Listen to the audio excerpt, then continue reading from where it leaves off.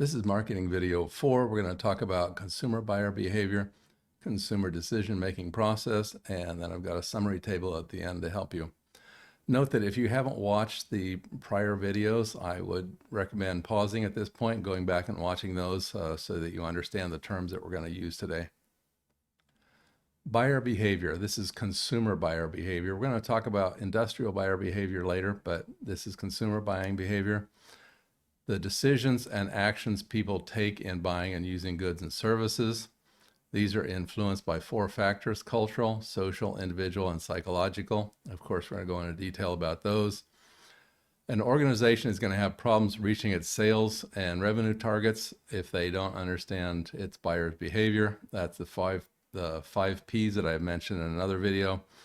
A marketing commandment is know thy customer, know your target market. Marketers who understand buyer and consumer behavior, so the impacts, for example, of price changes, they can create a more effective marketing mix, the 5 P's, than one who does not. So this is what we're going to be talking about. First, we're going to talk about these 4 influencing factors, and then we will go over these 5 parts of the process that are influenced by these. There are 4 influencing factors. That's these right here. Culture, the shared values, attitude, beliefs, ideas, practices, etc. that people use to understand and interact with the world. These include the tangible, the things you can touch, material stuff, and the non-tangible aspects of social life, and that includes religion, people watching the same TV shows, fads, fashions, ethics, Thanksgiving, something that all Americans share. Values. Values are the emotional rules people follow to help make right decisions, and the values that are used at work are called business ethics. These vary greatly from region to region. So if you're going into international business, one of the things that caught me off guard initially many years ago was the how should I say it? Sneaky versus clever, how people see that. So even in the United States, there are groups, areas, whatever. Some people will see something as sneaky and someone else will see that as being clever. And what I noticed across Asia is that varies a lot. So some countries will see something as being clever, and the country next door will say, oh, no, I don't like doing business with those people because they're always sneaky. But yes, this is a cultural value, and it is something that is either region by region, country by country, whatever, but something to look out for. It definitely affects your business. Attitude, learned, consistent response towards a given object, idea, or concept. So for example, how do you think about Ford versus Chevy, Rolex versus Timex? What are your opinions on travel? What countries do you like? What countries don't you like? Music, food, do you like spicy food, not spicy food, and so forth. Social factors, that's number 2. Consumers interact with reference groups, opinion leaders, family members to obtain product and decision approval. So a reference group is a formal or informal group that influences buyer behavior. So it could be, family, friends, that techie uncle you call up, or that techie friend you call up when you want to buy a computer or phone or something. Classmates, colleagues, whoever it is. Opinion leaders. So these are people, influencers, those who influence others. This word was originally used long before the internet. So yeah, that's why I said internet influencers down here, but it includes reviewers, people who are heavily into fashion, movie stars, anybody we look up to who's outside and who has a broad following. Individual influences. So these are characters that are unique to each individual: the personality, the gender, the self-concept. These are things that do not typically change throughout your whole life. If you see yourself as being a kind person, you'll probably see yourself that way from childhood through end of life. Personality, how an individual reacts to situations, so the traits. Openness, conscientiousness, extroversion, agreeableness, neuroticism, Optimism, resilience, curiosity, humility, honesty, courage, confidence, conscientiousness, flexibility. So these are actually traits that are used. These are formal traits that are used to determine personalities. Self-concept. This is how you view yourself. Do you see yourself as being smart, strong, lazy, tough, clever, thrifty? And your ideal image, your ideal self-image is the way you want to be, your dream self. So do you see yourself, driving a yacht or a Ferrari or wearing a Rolex or something like that? Psychological influences. These include things like perception, beliefs, and attitudes. A perception, by definition, is the process where we select, organize, and interpret stimuli into meaningful and coherent pictures. So, for example, if you have an idea about, say, electric vehicles, you go out, you gather some information, you look at them, you talk to people about it, and then you develop an opinion on what you think about them. The selective exposure process is very interesting. It's one of those things, I don't know how many times you may have noticed.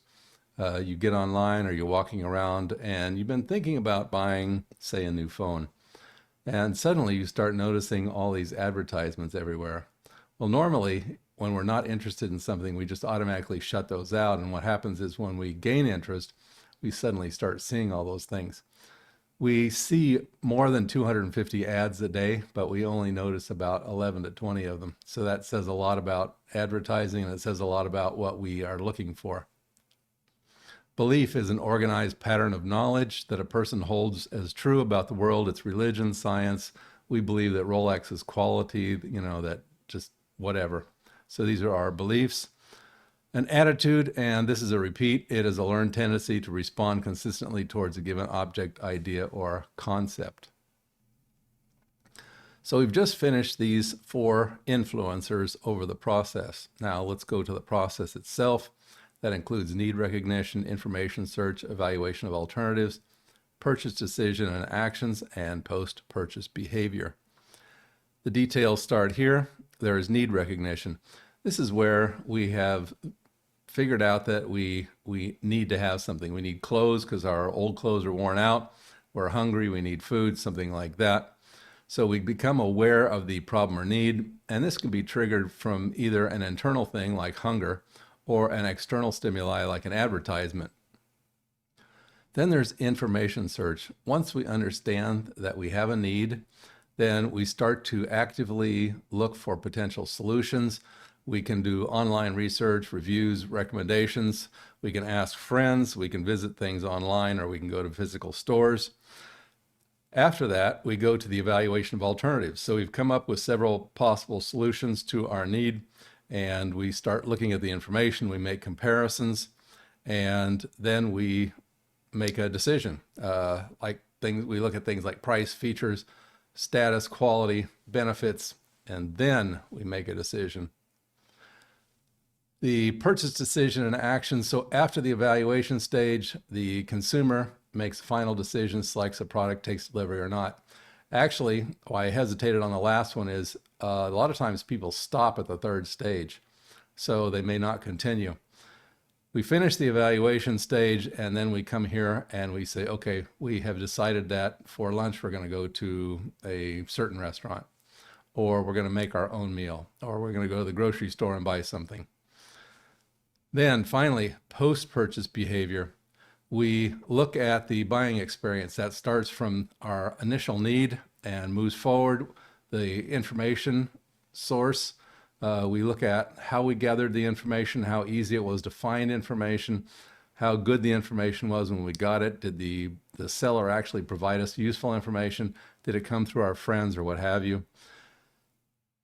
Then we look at the product, we try the product, we look at the packaging, we look at everything about the product, and then we come away with an attitude or a feeling about the total experience. If it is a positive experience, we may tell friends about it. If it's a negative experience, we may tell friends about it. If it's a really good experience, we may put it online, or if it's a really bad experience, again, we may put it online. Next, let's talk about the buying decision continuum. This is the consumer buying decision continuum. So we're going to go from low to high involvement. And the first one is routine response behavior. So this is low involvement, low risk products, frequently purchased, they don't cost a lot, and yeah, that's goods and services. So it could be candy, tissue, canned soup, soap, toothpaste. It could be going to a certain movie theater, a certain doctor, something like that. Involvement, the amount of time and effort that we invest as buyers in search, evaluation, decision process is low. A limited decision-making product. This is prior product experience, but maybe there's a new brand out there and we're not familiar with it. So for example, we see a new brand of jeans in the store and we're like, oh, okay, I don't know about that. So maybe you do a quick search on your smartphone. Maybe it's a new smartphone brand you haven't seen before and they claim to have some interesting things. So you do a search on that. Maybe that's something interesting. A new restaurant. Okay. So yeah, that's something that is limited decision making. You're going to do some work at it, but not a lot. And then there is extensive decision making, and that is high involvement products, unfamiliar, expensive, or infrequently bought. And this is the most complex type of consumer buying. These are things like if you're going to buy a private plane, a new EV, you're going to upscale your house, you want to buy expensive jewelry, anything like that. Okay, so here we have a table I have put together, and this is just what we went over. We won't go over this again, but just an example. This is the consumer buying decision. So whether the involvement, routine response behavior, limited and extensive, and if the involvement is low, it's usually a routine. For limited, it's low to moderate, and for extensive, it's high. Decision time is short, short to moderate, long, and so forth. Okay, that's the end of part 4. Let's move on to part 5, business buying behavior.